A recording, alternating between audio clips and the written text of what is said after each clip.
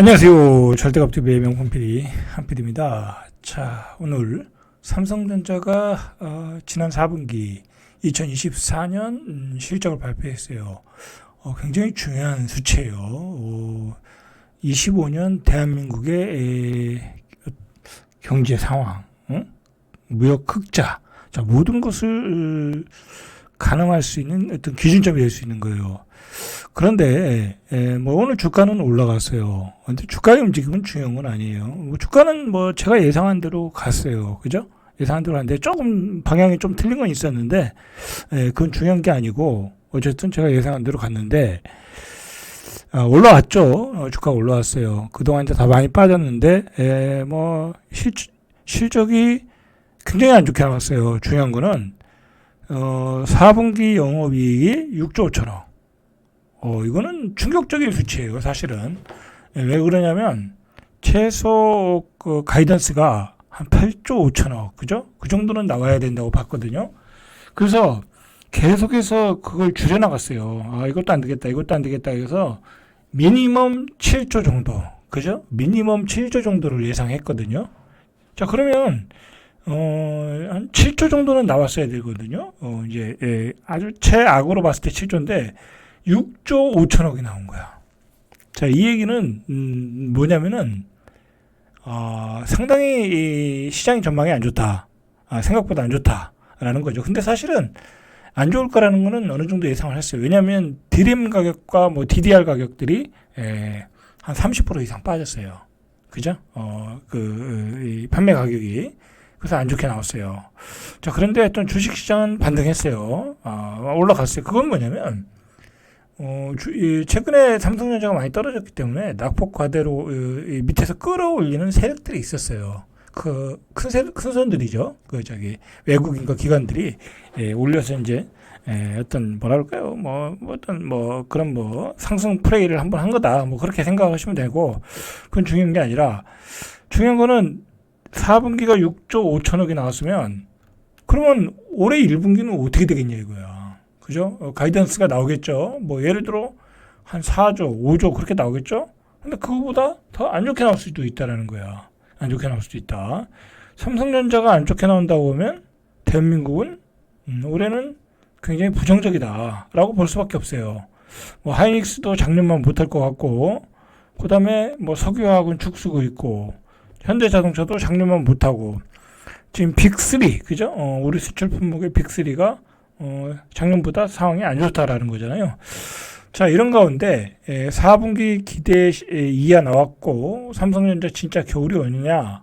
자, 이게 이제 신문기사 타이틀이고, 그 다음에 젠순왕이 뭐라고 그랬냐면 삼성전자를 믿는다. 립 서비스고, 그거는 뭐라고 뼈 있는 얘기를 했냐면 삼성전자 HBM 반도체를 가지고 자꾸 테스트했는데 결과가 안 나오잖아요. 그러니까 새로운 설계를 해야 된다. 이 얘기는 뭐예요? 어렵다라는 얘기. 어렵다. 그러니까 기존에 가지고 있는 제품 가지고는 어렵다. 그 얘기 아니겠어요? 이 새로운 설계라는 게 쉬운 일이 아니죠. 그죠? 그래서 또 HBM 반도체가 뒤로 미뤄지고 있다. 계속해서 미뤄지고 있다. 삼성전자의 전망이 이렇다고 하면 우리 경제 전망도 어둡다. 그죠? 좋아질 일이 별로 없다. 우리가 수출을 해서 많이 돈을 벌어야 그게 낙수 효과가 생기고, 은행에 들어가서 자금이 되고, 그 자금이 풀려야 우리가 좀 금리가 떨어지고 그러는데, 그럴 상황이 아니다라는 거죠. 기업들의 자금 사정이 안 좋아질 수 있잖아요. 전체적으로. 그죠? 수출이 안 되다 보면. 자, 그런데다가, 엊그저께 방송했듯이, 올해 국채로 소화해야 되는 게 220조야. 그죠? 올해 소화해야 되는 게. 그것도 쉽지 않다. 그죠? 지금 이제 금리가 떨어지는 추세인데, 금리가 떨어지는 추세로 그 220조를 소화해줘야 되는데, 그게 쉽지 않다라는 거야. 그럼 어떻게 되겠어요? 그걸 소화를 하려면. 상대적으로 금리를 올려줘야 소화가 되겠죠. 그죠? 그러면 외국인들이 미국 국채를 사죠. 그런데다가 미국 금리는 이제 더 떨어뜨리지 않겠다라는 게 연준의 의지잖아요. 올해 나온 얘기가, 작년에 나온 얘기가, 이제는 더 이상 낮추지 않겠다라는 게 연준의 의지잖아요. 그러면 미국 국채가 더 훨씬 유리하죠. 그러면 외국인들이 우리나라 국채를 팔고 더 사줘야 되는데 외국으로 미국 국채에서 살아간다. 한국 주식 투자도 줄어들 수 있다. 전반적으로 안 좋은 거야. 거시 경제적으로는. 지금 단기적으로는 많이 떨어져서 반등은 나오지만 중장기적으로는 안 좋다. 그런데다가 삼성전자 같은 경우에 중국의 창신 메모리에서 레거시 반도체를 또 기술력을 따라오고 있고 거기서 저가로 또 공급을 하고 있고 이래저래 힘들다. 그죠? 좀 뭐 미안한 얘기지만 상당히 좀 비관적일 수밖에 없다. 그런데도 IT 수요도 부진, 모바일 가전도 경쟁 심화. 그죠? 우리 가전도 이제 뭐 화웨이나 뭐 그런 것 때문에 굉장히 밀리고 있잖아요, 지금. 그죠? 자, 그런 상황이다라는 거죠. 어쨌든 설계에 문제가 있는 것 같다라는 거예요. 설계에 문제가 있는 것 같다. 자, 어느 정도냐면 영업이익이 6조 5천억인데 직전 분기보다 5.18%, 29.19% 줄며 역성장을 했다라는 거죠. 직전 분기보다는 5.1%. 자, 주력 산업인 반도체 부진이 두드러졌다. 반도체 쪽에 문제가 있다라는 거죠. 그죠? 자, 반도체 사업을 하는 디바이스 솔루션 DS 부분이 3조 원의 안팎의 영업이익을 낸 것으로 추정한다. 이게 이제 주력 산업인 거죠. 거기서 영업이익이 많이 줄었다라는 게 문제죠. 자, 두 번째 이야기는 신동아건설이 법정관리 들어갔잖아요. 그러니까 신동아건설이 그동안 추진하던 아파트들이 다 스톱됐어요. 그죠? 이게 큰 파장을 일으키고 있어요. 자, 이게 문제가 뭐냐면 우리가 구조적인 문제를 생각을 해야 돼요. 도급순위 58위 업체가 60억으로 부도났다는 거잖아요. 자, 그거는 큰 의미가 있어요. 그런데다가 뭐 분양가도 싸지도 않아. 그런데 지금 아파트를 지면 남는 게 없다라는 거야. 물가가 올라가지고. 그죠? 그러니까 아파트를 지어도 부도가 나오고 있다라는 거야. 부도가 나오다. 그런데다가 분양이 안 돼. 그죠? 뭐, 이번에도 신동아 패밀리가 분양이 잘 된 건 아니에요. 대부분이 안 됐어. 지방에 사는 것들이라. 그 얘기는 뭐, 지금 돈 되는 것은 서울과 경기도권의 알짜 택지나 또는 재개발, 재건축 뭐 그밖에 안 되는 거잖아요. 근데 그건 다 누가 가져가고 있어요? 대기업들이 다 쓸어가고 있잖아요. 그죠? 그러니까 도급순위 한 10위 밖에 있는 기업들은 굉장히 어려울 수 있어. 옛날에 뭐 호황기 때는 뭐 이것저것 저도 지방에 저도 다 팔렸잖아요. 그죠? 막 그냥 전매 풀어주고 뭐 그냥 투기성 거래로 막 됐잖아요. 근데 지금은 뭐 그럴 수 있는 상황이 전혀 아니잖아요. 그죠? 투기성 거래가 일어날 수가 있는 상황이 아니에요. 뭐 정부의 규제도 있고, 그 다음에 수요도 없고, 그죠? 수요도 없어요. 결국은 그 수요를 다 누가 안았어요? 예전에 막 지방에도 많이 있었던 거. 투기꾼들이 다 사가지고 애매모호한 일반 사람들에게 다 그냥 비싸게 팔아먹고 나간 거잖아요. 이제 그런 프로세스가 진행이 될 수 없다라는 거죠. 그죠? 그런 과정이 만들어질 수가 없는 거예요, 지금은. 지방은 수요가 없고, 그죠? 수요가 없고. 요즘 여러분들 지방에 뭐 7억대, 6억대, 뭐 5억대, 뭐 그렇게 입지에 따라 좀 틀리긴 해도 분양을 해도 분양이 안 돼요. 그죠? 살 사람이 없죠? 아니, 그걸 누가 사겠어요? 지방 같은 경우에. 특히 대전 같은 경우에. 대전 같은 경우에 구축이 3억에서 4억대인데, 5억대, 6억대, 7억대에 분양을 하면 그걸 누가 사겠냐고. 그죠? 뭐 대전에 사는 사람들이 구축을 팔고 빚을 져서 그걸 사겠어요? 안 사요. 옛날에는 투기꾼들이 사가지고 피를 붙여 팔아먹었는데 지금은 그렇게 안 되는 거예요. 그죠? 그래서 전체적으로 이 건설사의 부도는 올해 계속될 가능성이 많아요. 자, 그러면 이게 문제가 뭐냐면 더 분양이 안 될 가능성이 많아요. 그죠? 왜냐면 사람들이 지방에서 어떤 건설사들이 분양을 하면 그 누가 분양을 받겠어요? 무서워가지고 부도가 날 가능성이 큰데, 그죠? 자, 그런 악순환이 되풀이 될 수 있어요. 자, 그런 점에서 이 신동아 패밀리의 부도는 컸다. 그렇다고 이 방법은 딱 한 가지밖에 없거든요. 정부가 이 집을 사주는 거야, 짓는 거를. 그죠? 그 방법밖에 없어요. 그죠? 이제 그런 얘기도 나오겠죠. 그죠? 그 방법밖에 없어요. 자, 이렇게 검단 신도시에서 분양하는 것도 모집 공고를 취소했어요. 그죠? 취소하고 있다. 자, 그리고 이 신동아 건설 같은 경우에 뭐 이건 이제 LH에서 수주를 해가지고 한 6건 정도 3,365건을 공사를 하고 있다고 그래요. 자, 이런 것도 이제 스톱 되겠죠. 그죠? 뭐 수방사 부지 좋은 부지인데 좋은 입지인데 경기도 파주 운정 이런 데서 공사들이 잠정 중단될 가능성이 있다라는 거죠. 자, 마지막 소식은 경기 지역에 올해 학교 6곳을 폐교한다라는 거. 경기 지역이에요. 경기 지역. 그래서 분당의 청설중. 요즘 제가 며칠 전에 이거 방송했죠. 그죠? 중학교가 한 군데가 일기 신도시 최초라는 거야. 폐교한다. 학생이 50명도 안 돼요. 50명도 안 되다가 유지되다가 투표를 했겠죠.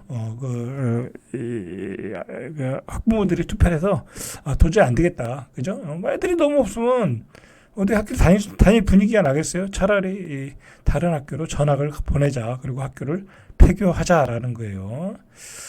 자, 올해 3월 1일자로 폐교하는 학교가 성남의 분당 금곡동인가 이거 청설중학교, 여주 북내초등학교, 운암분교, 화성 장명초등학교, 장일분교, 안산의 대남초등학교, 풍도분교, 안산 경수초등학교, 포천 중리 초등학교 뭐 이런 학교들이 지금 폐교를 하고 있다는 거예요.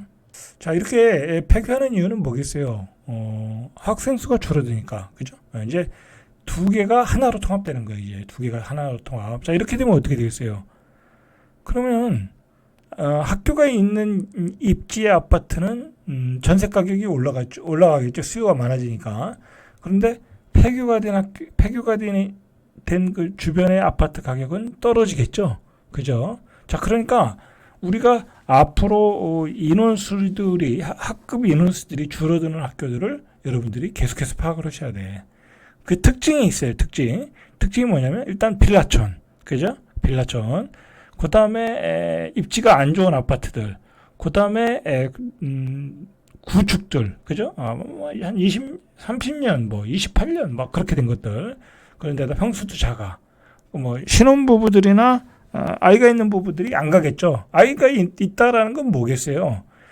주변에 상권이 좋아야 되잖아요. 그죠? 은행도 있고 병원도 있고 다 상권이 좋아야 되는데 상권도 없고 구축이야. 이제 그런 아파트는 자칫하면 전세도 안 나가. 전세도 안 나갈 수 있어요. 그래서 다주택자들이 굉장히 공실 공포에 조금 공실 공포가 좀 생길 수 있어요.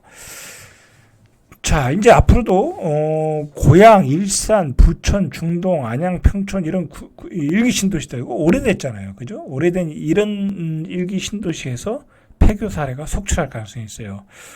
제가 생각하기에는 지금 25년도니까 25년에서 30년으로 간 사이에 그래프가 쫙 올라갈 수 있어요. 그죠?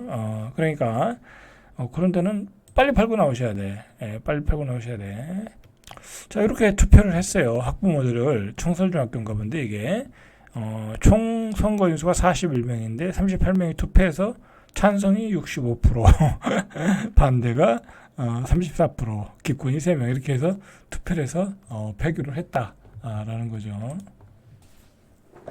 자, 그 여러분들이 내가 사는 동네에 내가 사는 동네 학교에 학생 수가 어느 정도인가? 여러분 요 사이트 들어와서 보시면 돼, 그죠? 학교 일반 사항, 그죠? 요거 들어와서 확인하시면 자세한 정보들이 다 나와요, 그죠? 그리고 내가 주변에 아파트를 사야 되는데 어느 동네 아파트 사야 되는데 그 주변의 학교에 학생 수가 궁금하다. 그럼 여기 들어와서 확인하시면 돼요, 그죠? 다 나오잖아요, 그죠? 전국 다 나와요. 확인하시면 된다.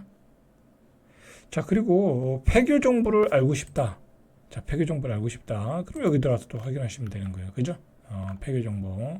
자, 폐교 정보는 여기 현황을 보면 나오겠죠. 자, 현황을 보면 이렇게 통계가 나와요, 그죠? 통계가. 자, 서울이 이게 지금까지 24년 3월 1일 이게 서울이 폐교 학교 수가 7개, 그죠? 7개. 부산이 48개, 대구도 49개, 인천도 59개. 인천도 폐교가 많네요. 그죠? 뭐 전라도, 뭐 경상도 이런 데는 어마어마하게 전라남도 보세요. 이거 뭐 그러니까 뭐 완전 시골은 다 폐교하고 있다는 얘기야. 844개. 이 소멸의 속도가 보이죠. 경북이 731개, 경남이 586개. 그죠? 완전 그 시골들, 그죠? 시골들의 폐교의 수는 급증하고 있죠. 자, 이제는 문제는 이게 수도권으로 몰려온다는 거예요. 그죠? 수도권. 세종도 13개. 세종도 이제 저 외곽 같은 데 있으니까, 뭐 그런데, 시골이 있으니까.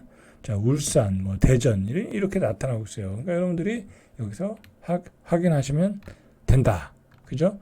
근데 생각보다, 폐교의 속도가 빨라질 수 있다라는 거. 실제로, 이 학교, 이 일반상, 여기 들어가서 보면, 제가 이거 가끔씩 방송하거든요. 지역별로. 보시면은 생각보다 학생 수들이 급감하고 있어요. 자, 문제는 뭐냐면 학생 수가 급감을 하고 있는데 이게 문제는 학교가 없어지는 것만으로 끝나지 않는다는 거야. 그죠? 전세 가격에 영향도 있을 거고 매매 가격에 영향도 있을 거고 그 다음에 상권에도 영향이 있는 거야. 예를 들어 학생이 없는 상권은 어떻게 되겠어요? 상권이 죽겠죠. 그죠? 왜냐면 그 상권은 젊은 부부들 위주로 구성된 상권이잖아요. 그죠? 30대, 40대, 그죠? 가장 소비가 왕성한 시기잖아요. 근데 그 사람들이 빠진 상권은 어떻게 되겠어요? 60대, 70대가 차지하겠죠? 상권이 소비가 안 되는 거야. 상권도 죽어. 그런 데서는 장사하면 어떻게 되겠어요? 안 되겠죠. 그죠? 자, 상권의 쏠림 현상도 앞으로 뚜렷해질 가능성도 있다. 그죠? 여러 가지 변화가 지금 생기는 거예요. 학교의 폐교는 여러 가지 변화를 수반할 수 있다라는 거죠. 그죠? 이거는 대전, 뭐 부산 이런 광역시뿐만이 아니라 중요한 거는 일기 신도시 같은 도시에서도 벌어지고 있다. 그러니까 일기 신도시가 지금 재건축을 들어가는 게 그런 원인도 있는 거예요. 왜냐하면 그 노후된 주택을 가지고서는 계속 고령화, 슬럼화밖에 안 된다라는 거야. 그죠? 그런 배경 때문에 그렇게 속도를 내고 있다라는 거죠. 자, 요 얘기는 다음 시간에 이어서 한번 하겠습니다. 절대값TV의 명품 PD 한 PD였습니다.